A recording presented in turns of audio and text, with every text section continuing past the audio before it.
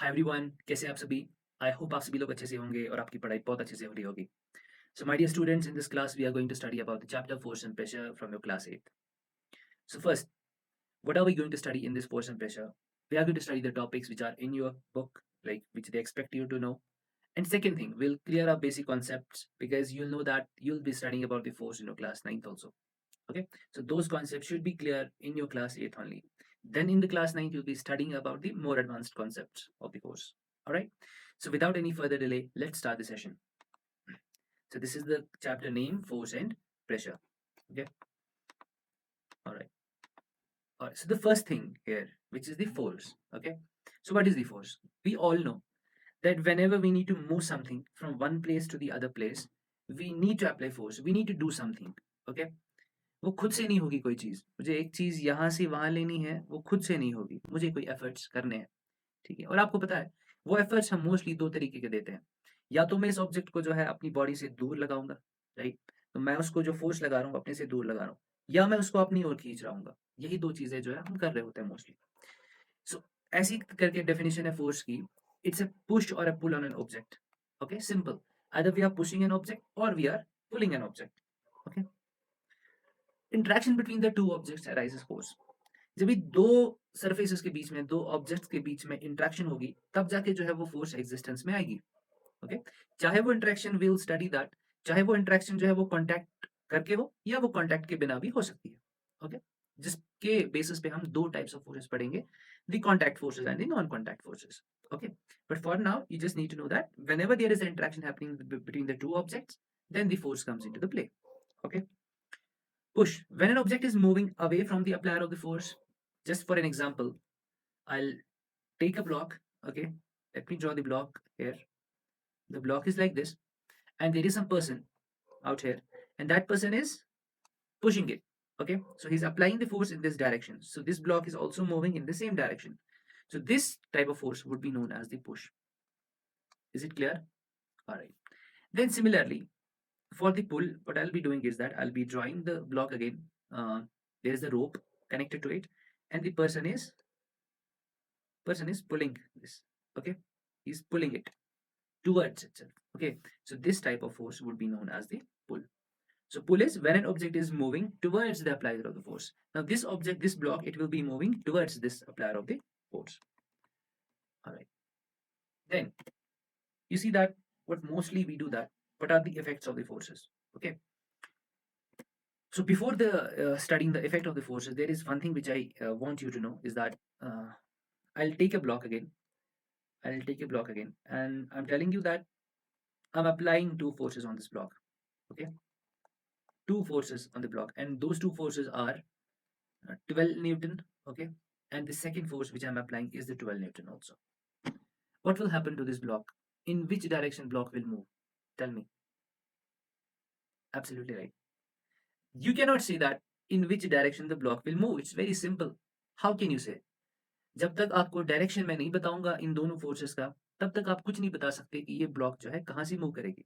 For example, in case number one, what I'm doing is I'm applying the 12 Newton force in this direction and another 12 Newton force in the opposite direction, like this. Now, in this case, would the block move? It will not. You are applying the 12 Newton from this side, you are applying the 12 Newton from this side, they cancel out. Okay, so the block will not move. Okay, so the block is at rest. Clear? That's nice. One more example. The same block and the forces are applied in this direction. 12 Newton in this direction, 12 Newton in this direction. Okay. So in this case, obviously the block will be moving in this direction. Okay.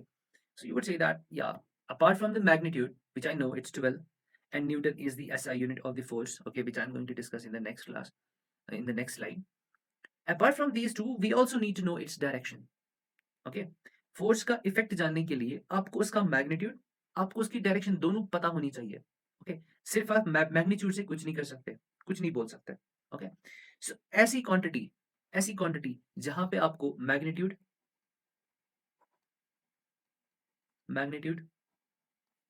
As well as direction होती है, as well as direction, ऐसी quantities को हम कहते हैं vector quantities. Okay, the quantities which have magnitude as well as direction, they are known as vector quantities. Clear? Now in the higher classes you'll be studying more about the vector quantities, like they need to follow the vector law of addition and all those things, but for this class this much knowledge is sufficient. Okay, so what is the force? That force is a vector quantity. Okay, force is a vector quantity because it has magnitude as well as direction. Clear? That's nice. Okay, so the one more thing which I need you to know, again, I'll be drawing a lot of blocks in this chapter because that's very important. So this is the block, and what am I doing is that I'm applying the force F, okay, on this block. Let's suppose there is the mass, and the mass of the block is m. It can be anything. It can be 5 kilogram, it can be 10 kilogram, 15 kilogram, anything. Okay, so the mass is m, and by applying the force of F, obviously if it will be greater, okay, so the body will move. The body will move, and I'm telling you the body is moving with the acceleration of a. Sir, what is acceleration again? Okay, acceleration is the rate of change of velocity. Okay, and now what is velocity? That you will be studying in the class 9th. Force F is applied on the body, the mass of the body is m, and the acceleration of the body is a. The force which is applied on the body is equal to mass of the body into acceleration of the body. Is it clear? I'll be writing these things. Let me write it. F is equal to force which is applied on the body. M is the mass of the body. Okay. And A is the acceleration. Now, those of you who have been in my offline classes, we have discussed the acceleration in detail. Even we have done some questions also. Okay, but here it won't be possible, to discuss all that. So the F is the force, M is the mass, and the A is the acceleration. Okay, all right. So you know that without units we cannot do anything in physics. You need to know units. आपको units देने ज़रूरी है. Units के बिना कोई मतलब ही नहीं है. ओके, और ऐसे यूनिट्स जो हम मोस्टली यूज करेंगे they will be the SI units. ठीक है, एसआई यूनिट्स हम यूज करेंगे मोस्टली. अब माय डियर स्टूडेंट, मास का जो एसआई सिस्टम में यूनिट होता है वो होता है किलोग्राम. ठीक है, आप सबको पता होगी किलोग्राम. जैसे हमें कोई चीज़ बाजार से लानी होती है, हम उसको बोलते हैं कि 2 किलोग्राम दो, 2 kg दो, 1 kg दो. ठीक है, हाफ kg दो. So the unit of SI unit of mass is kilogram. What is the SI unit of acceleration? Okay, it is meter per second square. Okay, meter per second square. If you do not know this, I'll be writing this.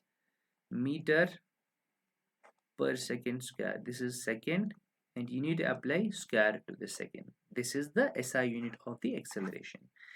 So what would be the SI unit of force? Obviously it will be Newton, we just discussed it, but let's see what it is in actually. Force is equal to, I'm writing the SI unit of force. What is the SI unit of mass? It's kilogram, so I'll be writing kilogram here.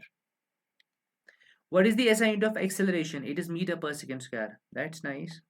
Meter per second square. So what is the SI unit of force? It is kilogram meter per second square, and this unit is known as Newton. Okay, or you just write N here. That is Newton.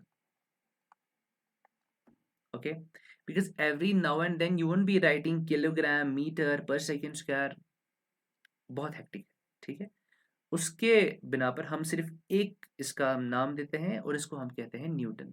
सो आज के बाद जब भी आपको बोला जाएगा what is the SI unit of force, SI unit of force, तो क्या आप लिखेंगे? SI unit of force Newton लिखेंगे. ठीक है, आप एसआई यूनिट ऑफ फोर्स जो है वो न्यूटन लिखेंगे. क्लियर होगी बात? बहुत सिंपल है. अब आपको फॉर एग्जाम्पल अगर क्वेश्चन ऐसा दिया जाएगा दैट कोई सी बॉडी है, ये सम बॉडी, ओके, और उस बॉडी का जो है the mass of the body is given. Okay, if the mass of the body is given as 2 kilogram.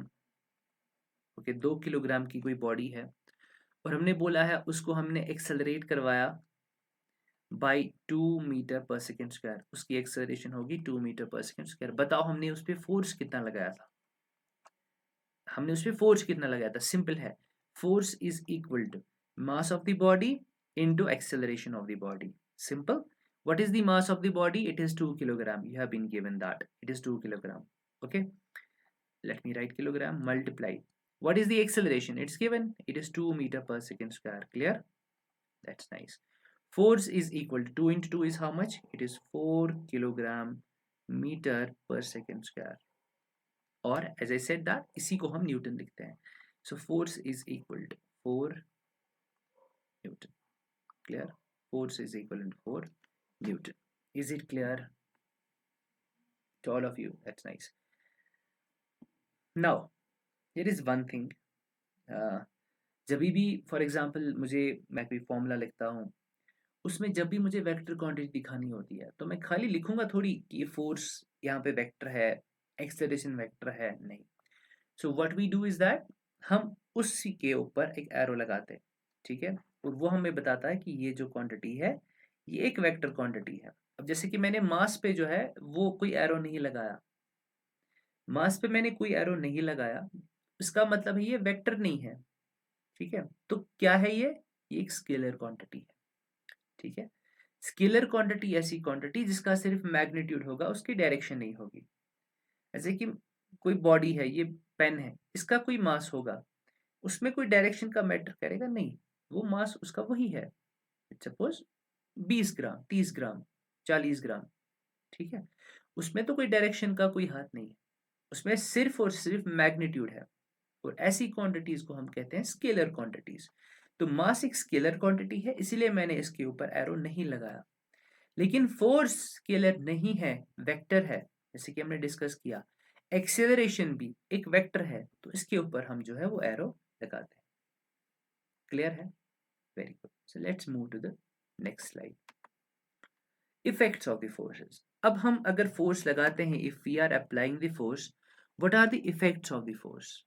उस फोर्स से क्या क्या इफेक्ट होते हैं, ठीक है। सबसे पहली बात अगर मैं आपको बोल रहा हूं, कोई बॉडी है, ये ऐसे the body is at rest और ये फ्लोर पर है। अब जब तक इस पे कोई एक्सटर्नल नेट फोर्स नहीं आएगा, आई रिपीट, जब तक इस पे कोई एक्सटर्नल नेट फोर्स नहीं आएगा, ये मूव नहीं करेगी। एक्सटर्नल नेट फोर्स क्यों बोला मैंने, फोर्स क्यों नहीं बोला, उसका रीजन है। फॉर एग्जाम्पल, मैंने इस पे एक फोर्स लगाया ऐसे, दूसरा फोर्स लगाया ऐसे, लेकिन दोनों मैंने सेम लगाया, ये भी 1 न्यूटन का लगाया, ये भी 1 न्यूटन का लगाया। तो क्या मैंने एक्सटर्नल फोर्स लगाया? यस। लेकिन क्या इसका कोई नेट इफेक्ट है? नहीं। ये 1 न्यूटन यहां से है, ये 1 न्यूटन यहां से है, बॉडी तब भी नहीं चलेगी।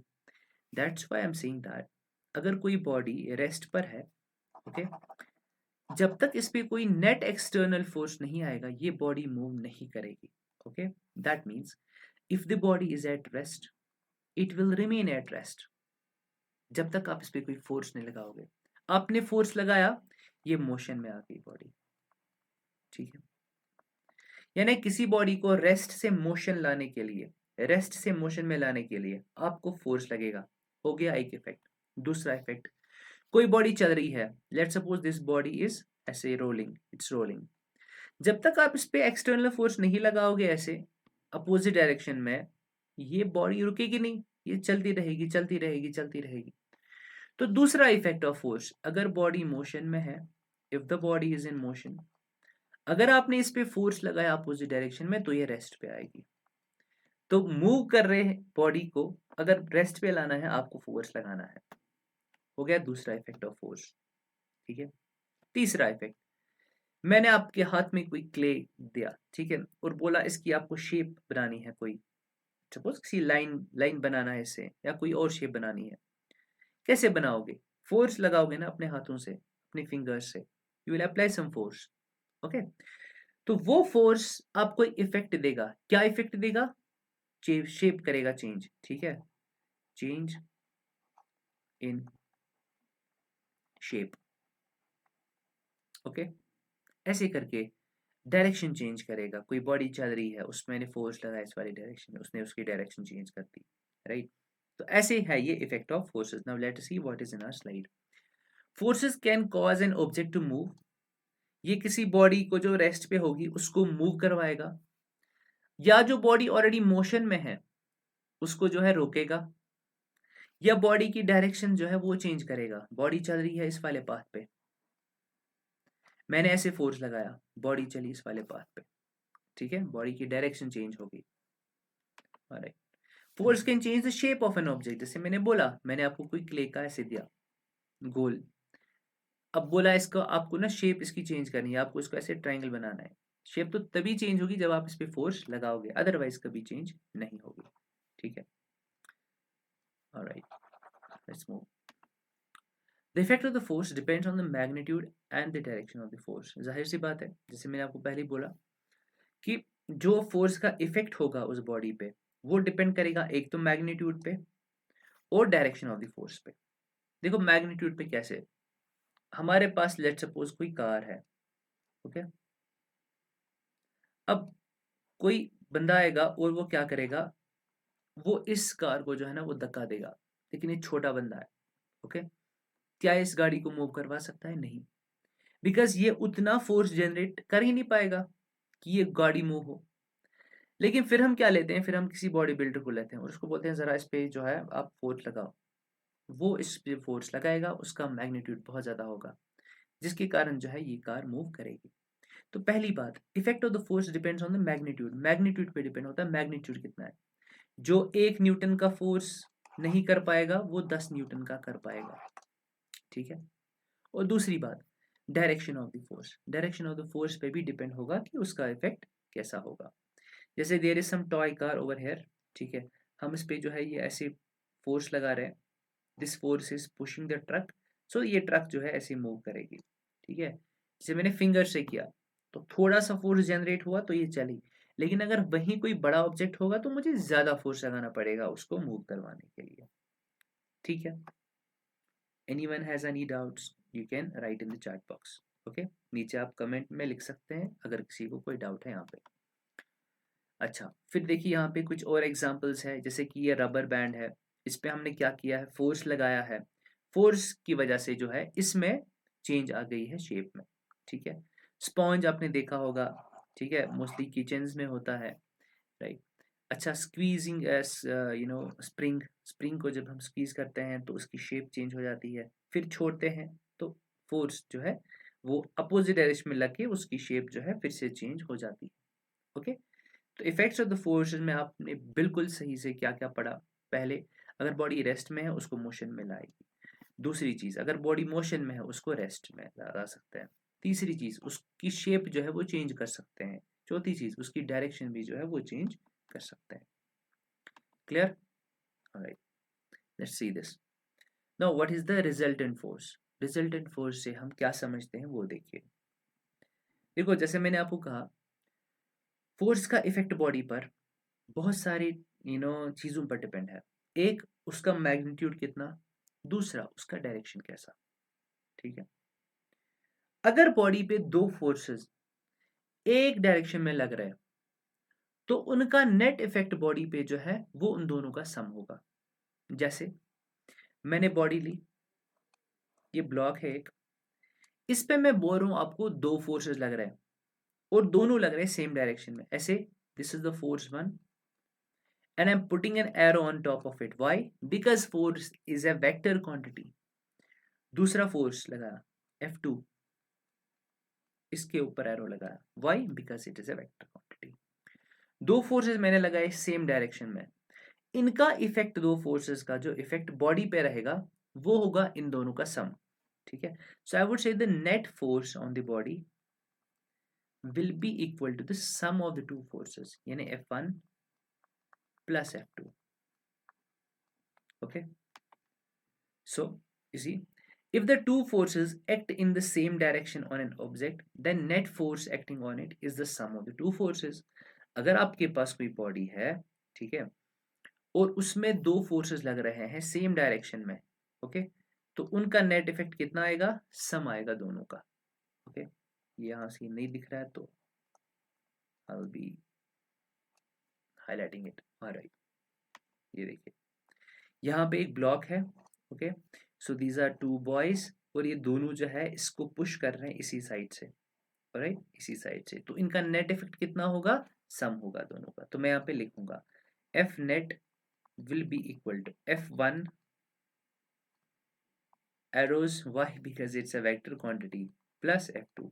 अब जितने भी फोर्सेस होंगे ना उतने सम होंगे. लेट सपोज यहाँ पे 3 फोर्सेस लग रहे हैं, so it will B F1 plus F2 plus F3. 4 forces लग रहे हैं, F1 plus F2 plus F3 plus F4. ठीक है. सिमिलरली अगर हमारे पास कोई बॉडी है उसमें फोर्सेस लग रहे हैं अपोजिट डायरेक्शन में, ठीक है, तो उसमें जो नेट इफेक्ट आएगा वो आएगा इनका डिफरेंस. ठीक है, इनका डिफरेंस कितना है. जैसे कि यहाँ पे ब्लॉक है, इस पे हमने लगाया एक फोर्स F1 का, दूसरा लगाया फोर्स F2 का. जो इनमें जो है नेट इफेक्ट आएगा that will be equal to, see it very carefully, जो इनसे बड़ा होगा दोनों में से जो बड़ा फोर्स होगा, F2 बड़ा होगा तो उसको पहले लिखेंगे, F1 बड़ा होगा तो F1 को पहले लिखेंगे. मैं एग्जांपल ले रहा हूँ, F2 बड़ा है तो मैं F2 पहले लिखूंगा माइनस F1. ठीक है, जरूरी कोई नहीं, लेकिन ऐसा हम आपको बताते हैं अभी. If the two forces acting in the opposite direction on an object, the net force acting on it is the difference between the two forces. जैसे कि ये बच्चा जो है ये फोर्स 1 लगा रहा है और ये फोर्स 2 लगा रहा है. ठीक है, तो नेट इफेक्ट कितना आएगा इन पे? हाँ जी, it will be F2 minus F1. Clear? Okay, let us move to the next slide. Balanced forces. अब जो अभी हमने पढ़ा है उसी के बारे में है. When balanced force acting on a body they do not produce any motion in it. Balanced का मतलब ये है ये दोनों फोर्सेस जो है सेम मैग्नीट्यूड में है.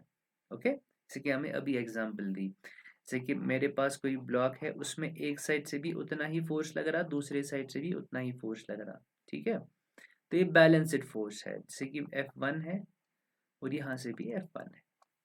ठीक है, सो इस केस में बॉडी जो है वो मूव नहीं करेगी. Okay, unbalanced forces. If the resultant of all the forces acting on the body is not zero, the net force is the, or these forces are called the unbalanced forces. जैसे कि for example यहाँ पे दो है forces, एक है F1 दूसरा है F2, दोनों फोर्सेस अलग अलग है.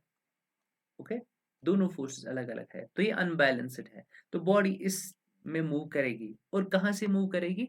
जो डायरेक्शन होगी बड़े वाले फोर्स की. जैसे मैं आपसे कह रहा हूँ यहाँ मैं F2 बड़ा ले रहा हूँ F1 से, F2 is greater than F1. Okay, for example ये है 10 न्यूटन और ये है 5 न्यूटन, तो हो गया ना F2 बड़ा. बॉडी उसी डायरेक्शन में मूव करेगी जिस डायरेक्शन में बड़ा वाला फोर्स है. F2 है इस वाली डायरेक्शन में, तो body will be moving in this direction. Okay, and such kind of forces are known as the unbalanced forces.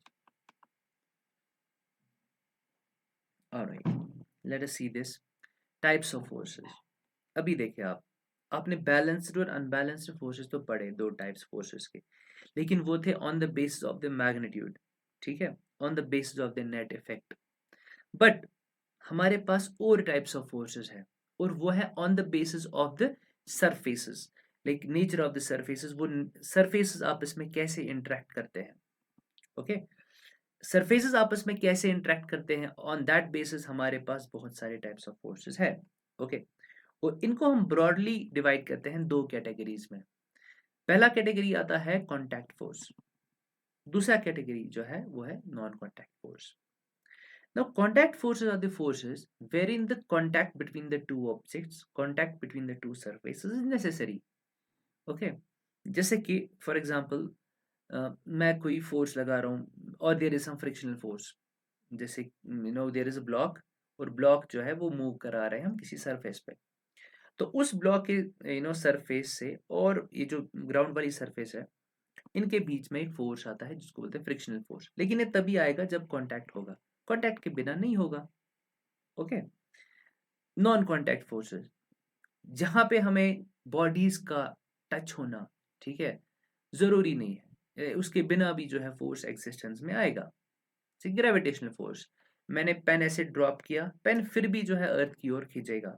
Reason is gravitational force. लेकिन ये अभी था कांटेक्ट में नहीं था, अर्थ के सरफेस के साथ कांटेक्ट में नहीं था, लेकिन फिर भी इस पे फोर्स लगा, ग्रेविटेशनल फोर्स एक नॉन कांटेक्ट फोर्स है। मैग्नेटिक फोर्स, दो मैग्नेट्स हमने लिए, वो दूर से ही आपस में कॉन्ट्रैक्ट करते हैं, ठीक है, अट्रैक्ट करते हैं या रिपेल करते हैं। कैसे? नॉन कांटेक्ट मैग्नेटिक फोर्स, ठीक है। ऐसे ही बहुत सारे फोर्स है, इलेक्ट्रोस्टैटिक फोर्स है, no. On the basis of nature of interaction between the two or more objects, forces can be classified as पहला contact force. Force which acts on the body only when the object is in contact with the force is known as contact force. जब भी object, जब भी दो surfaces contact में होंगे, ठीक है, तब जाके जो है ये कांटेक्ट फोर्स आ जाएगा. In other words, the forces which act on the body either directly or through some connector are called contact forces.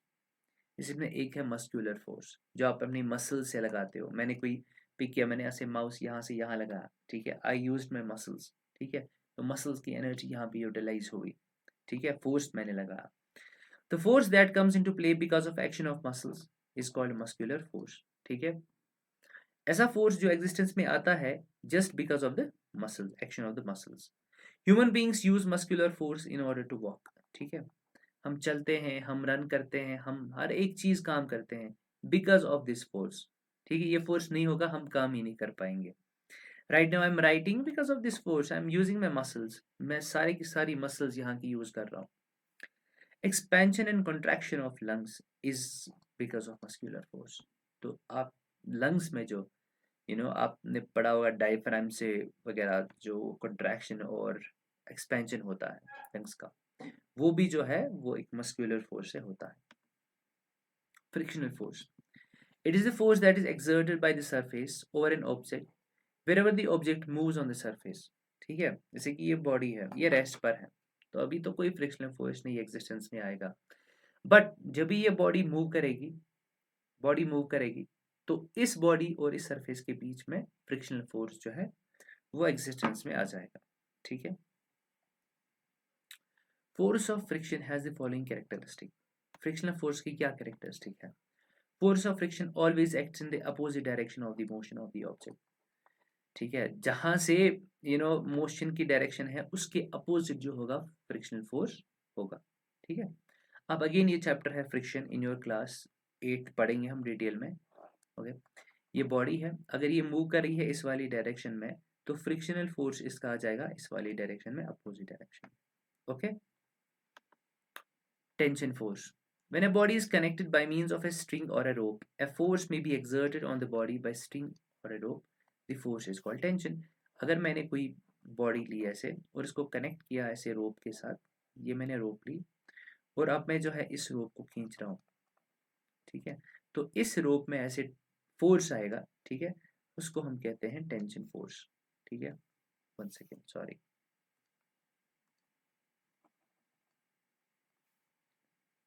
ये हमेशा ये जो फोर्स होता है ये होता है पुलिंग नेचर का ऐसे, ठीक है. जैसे कि यहाँ पे है ये रोप, ठीक है, दिस इज द ब्लॉक, तो इसका ये पुल नेचर में आ जाएगा ऐसे. To find the direction of tension, remember this point, tension force always pulls a body. ये जो फोर्स होगा ये हमेशा बॉडी को पुल करेगा, पुश नहीं करेगा ये वाला फोर्स, ठीक है. इसलिए मैंने यहाँ पे एरो ऐसे दिया और यहाँ पे जो है एरो ऐसे दे दिया, पुल कर रहा है. Now second type of force is non contact forces. कैसा फोर्स है ये? These kind of forces are applied when the objects do not come in contact with each other and yet they are exerting a force upon each other, ठीक है. Contact में तो नहीं है लेकिन स्टिल वो फोर्स जो है वो एक्सर्ट कर रहे हैं. Magnetic force, force acting between the two magnets. आपको पता है अगर हमारे पास दो मैग्नेट्स है, ये है रखा हमने दो मैग्नेट्स, ये है नॉर्थ पोल मैग्नेट का, ये है साउथ पोल, और यहाँ से भी मैग्नेट रखा एक, ये नॉर्थ पोल है, ये साउथ पोल है. क्या करेंगे? ये रिपेल करेंगे आपस में, ऐसे दूर दूर जाएंगे, because like poles repel, like poles repel, ठीक है. वैसे ही जब आप साउथ साउथ रखेंगे ऐसे, this is the south pole of the magnet and this is the south pole of the magnet, they will also repel. Again the same concept, like poles repel.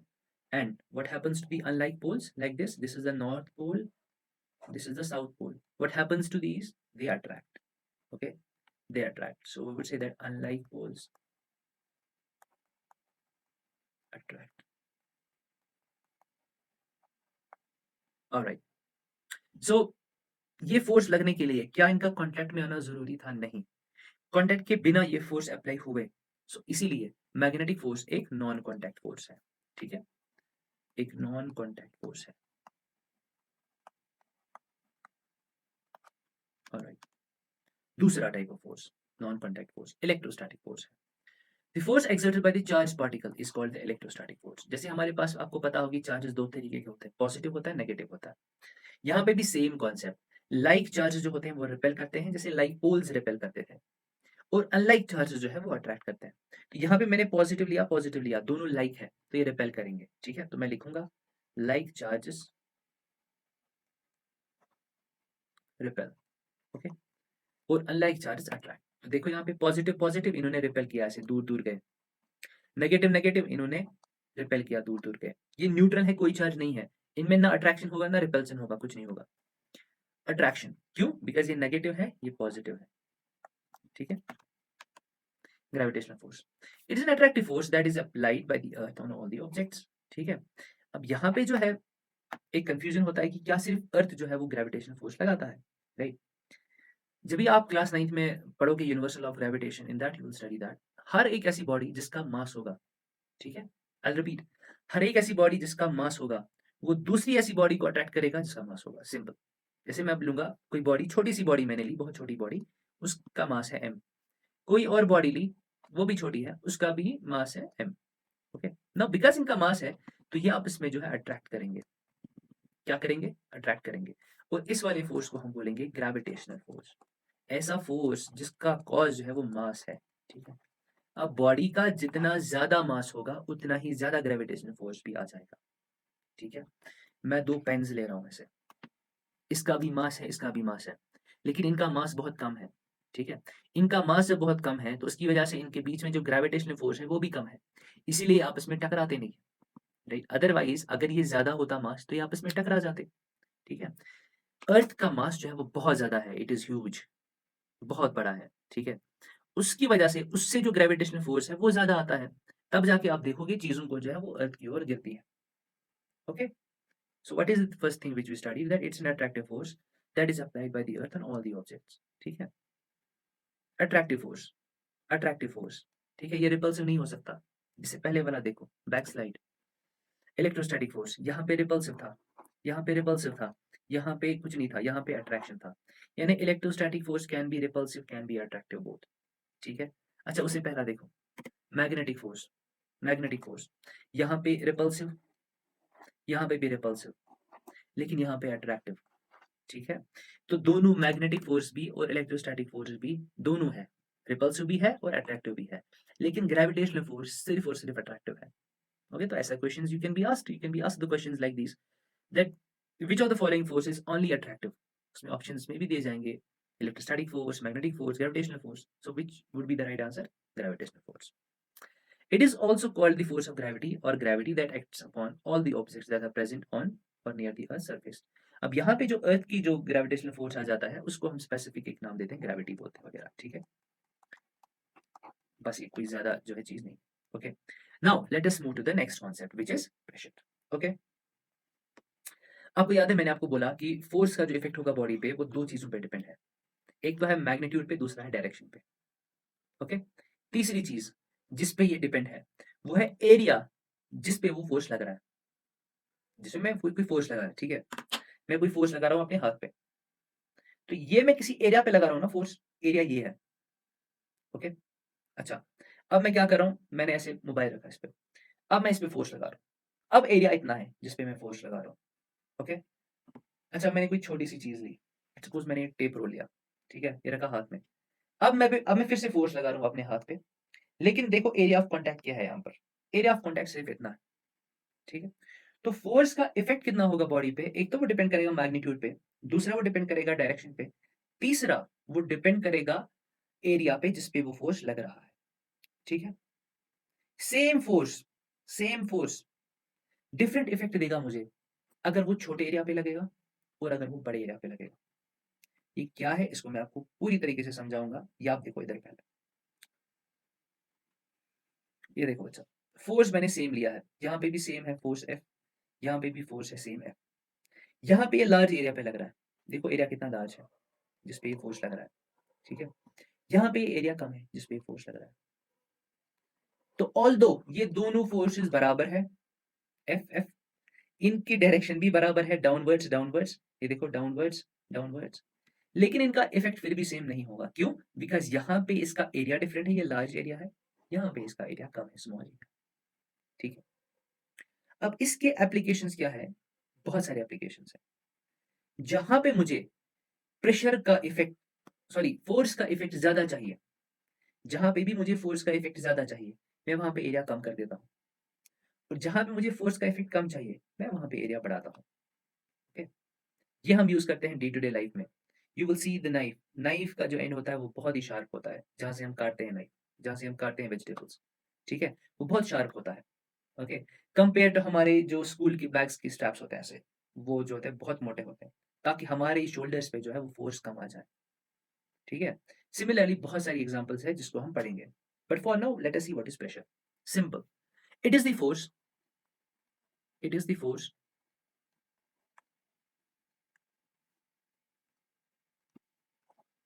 it is the force acting on the body, acting on the body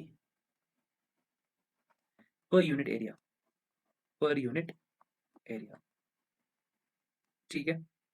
एक unit area पे कितना force लग रहा है वो pressure है, एक unit area पे, ठीक है। जैसे मैंने आपको बताया, एग्जांपल दे रहा हूँ, 10 मीटर स्क्वायर एरिया है हमारे पास, 10 मीटर स्क्वायर एरिया हमारे पास, इस पे फोर्स लग रहा है 10 न्यूटन। बताओ प्रेशर कितना? आप लोग sir it is easy, 10 metre square पे अगर 10 न्यूटन का फोर्स लग रहा है, तो 1 मीटर स्क्वायर पे फोर्स लगेगा 10 डिवाइडेड बाई ये वाला 10, और इसका जो है न्यूटन पर मीटर स्क्वायर आ जाएगा यूनिट, और 10 डिवाइड बाई 10 इज 1। आप बोलोगे सर इसका प्रेशर जो है वो है 1 newton per metre square. Okay, so what is the formula for pressure? Very simple, pressure is equal to force divided by area, that's it. Pressure is equal to force divided by area, got it? Simple. What is pressure? It is the force, it is the force only which is acting per unit area. जो एक unit area पे force लग रहा है वो है pressure. अब मुझे अगर इसका ऐसा यूनिट देखना है, सिंपल सी बात है, ऐसा यूनिट मुझे अगर प्रेशर का देखना है, सबसे पहले मैं लिखूंगा फोर्स का ऐसा यूनिट, और फोर्स का ऐसा यूनिट हमने पहले ही देखा न्यूटन है, तो मैं लिखूंगा इसका न्यूटन डिवाइडेड बाई एरिया का ऐसा यूनिट है मीटर स्क्वायर, मीटर और इसके ऊपर स्क्वायर, ठीक है। सो द ऐसा unit of pressure is newton per metre square, या इसी को हम एक और नाम से बोलते हैं, that we call as pascal. ऐसा unit of pressure is newton per metre square, और it is known as pascal, पीएसए इसको ऐसे लिखते हैं, पास्कल। क्लियर? That's nice. अब इसके एप्लीकेशंस क्या क्या है? इसके एप्लीकेशंस बहुत ज्यादा है, राइट। अब कैसे वो आप देखते हो? Pressure is equal to force divided by area, ये देखो गौर से, pressure is equal to force divided by area. इसका मतलब है जित जितना आप एरिया को बढ़ाओगे, ठीक है, जितना आप एरिया को बढ़ाओगे उतना प्रेशर कम होगा, ठीक है। Let me write this, if we increase the area, if we increase the area on which the force, on which the force is applied, on which the force is applied, if we increase the area on which the force is applied, okay, the pressure would decrease, the pressure would decrease, clear? And vice versa, okay, इसका उल्टा भी सही है, जहां पे मुझे ज्यादा चाहिए वहां पे मैं एरिया कम कर देता हूँ, ठीक है, वो भी लिखता हूँ। Pressure is equal to force divided by area, जितना मैं यहाँ से एरिया कम करूंगा उतना ही प्रेशर जो है वो बढ़ जाएगा। आप देखोगे नीडल का जो पॉइंट होता है वो बहुत ही ज्यादा पतला होता है। क्यों? ताकि जब मैंने कोई फोर्स लगाया, एरिया बहुत कम है तो प्रेशर बहुत ज्यादा होगा, जब प्रेशर बहुत ज्यादा होगा तो वो कपड़े के अंदर आराम से जा सकता है, ठीक है। वैसे ही नाइफ जो आप वेजिटेबल्स काटने के लिए यूज करते हो, ठीक है, कोई और चीज मटन वगैरह, चिकन वगैरह, ठीक है, उनको काटने के लिए यूज करते हैं, तो बहुत ही ज्यादा फाइन होता है, शार्प होता है, ठीक है, शार्प इसीलिए ताकि वो आराम से जो है वो कट जाए। अब देखो इस पे कुछ क्वेश्चंस है। If the force of 1 Newton acts on an area of 10 centimetre square, calculate the pressure.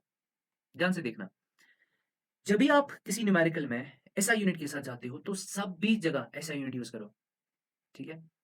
यहाँ पे क्या क्या दिया है, late us C.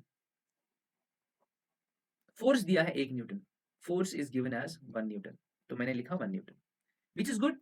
Newton is the ऐसा यूनिट ऑफ फोर्स, ठीक है, ऐसा यूनिट ऑफ फोर्स है न्यूटन, तो उसका कोई टेंशन नहीं है। एरिया देखो इसका, एरिया दिया है 10 centimetre square. No no no no, we just studied the SI unit of area is meter square, not centimeter square. It is not centimeter square.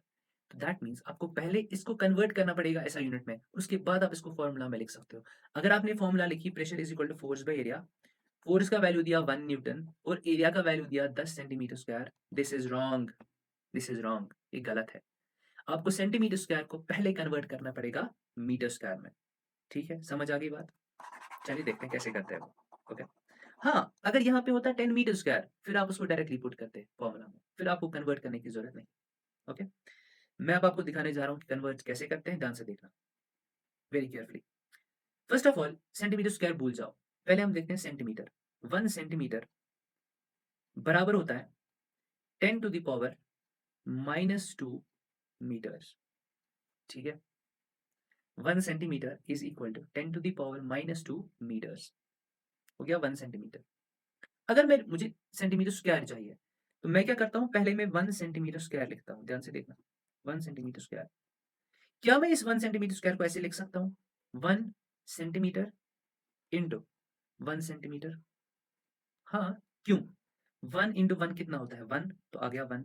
Centimetre into centimetre कितना होता है, centimetre square, तो इसको मैं ऐसे लिख सकता हूँ 1 सेंटीमीटर इंटू 1 सेंटीमीटर। अब मैं एक एक करके इसको कन्वर्ट करूंगा, बताइए।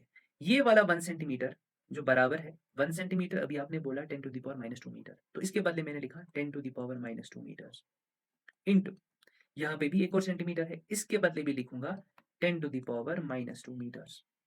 समझ आ गई बात अच्छे से। सो 1 सेंटीमीटर स्क्वायर बराबर होगा, जब बेसिस सेम होते हैं पावर्स हो जाते हैं ऐड, ओके। सो 10 लिखा मैंने, ऊपर है -2, यहाँ पे भी इसका है -2, और मीटर इंटू मीटर होता है metre square, okay. So 1 centimetre square is equal to 10 to the power minus minus plus, और साइन रहेगी यहाँ पे माइनस की, so it will be 10 to the power -4 meter square. Done. So 1 centimeter square is equal to 10 to the power -4 meter square. But do you need 1 centimeter square? No. You need 10 centimeter square. तो कोई मसला नहीं है, 10 centimeter square बराबर होगा 10 into 10 to the power -4 meter square. ठीक है, 10 into 10 to the power -4 meter square. So 10 centimeter square बराबर होगा, यहाँ पे इसका पावर 1 है, राइट, इसका पावर 1 है, right. So 1 - 4 is -3, 1 - 4 is -3, basis है ना सेम, ठीक है, तो 10 बेसिस है सेम 10, तो 10 लिखा, 1 - 4 होता है -3 metre square. So done, 10 centimetre square बराबर होता है 10 रेज पर -3 मीटर स्क्वायर। अब इसको आप फॉर्मूला में पुट करें, now put it in the formula. Pressure is equal to force divided by area. What is the force? Yes, come on. What is the force in SI unit? It is given as 1 Newton, so you don't need to worry. 1 Newton. Put it like this.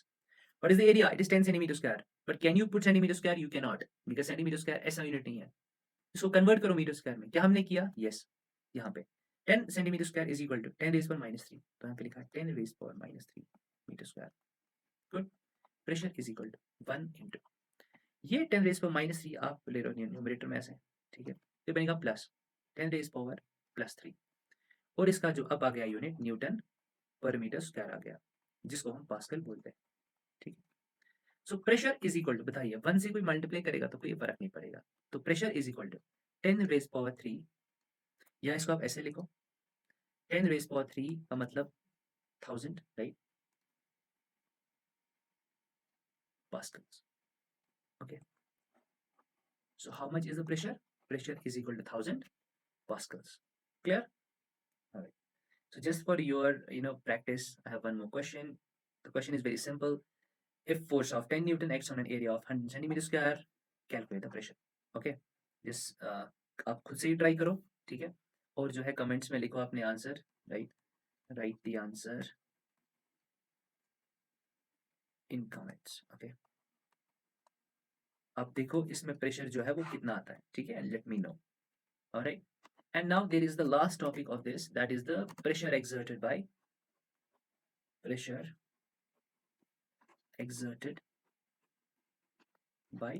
liquids, okay, and gases. That will be studying in the next part. All right, my dear students, I hope you enjoyed the class. All right, take very good care of yourself. Bye.